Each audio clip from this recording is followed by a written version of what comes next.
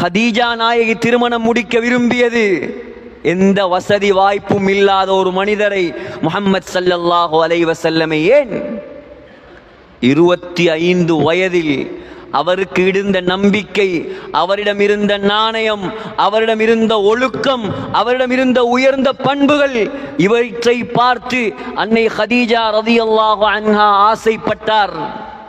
நான் யாரை திருமணம் முடிக்க வேண்டும்?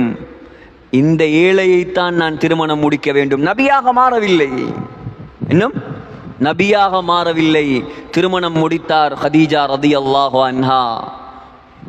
15 வருடங்கள் சேவை செய்தார்கள் முஹம்மது ஸல்லல்லாஹு அலைஹி வஸல்லம் அவர்களுக்கு.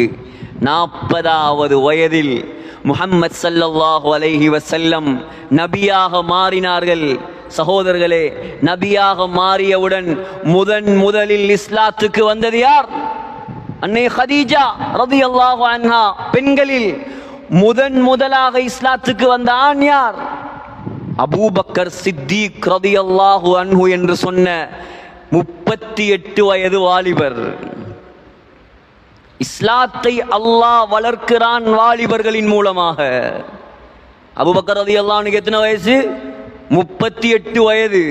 சகோதரர்களே, முஹம்மது ஸல்லல்லாஹு அலைஹி வஸல்லம் வந்து சொல்கிறார்கள், அபூபக்கர், என்னை அல்லாஹ் நபியாக தேர்ந்தெடுத்து விட்டான், இஸ்லாத்தை எனக்கு தந்திருக்கிறான்.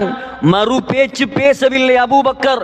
அஷ்ஹது அன் லா இலாஹ இல்லல்லாஹ், கலிமாவை சொன்னார், இஸ்லாத்துக்கு வந்தார், திரும்பி போனார். 6 பேரை கூட்டிக் கொண்டு வந்தார்.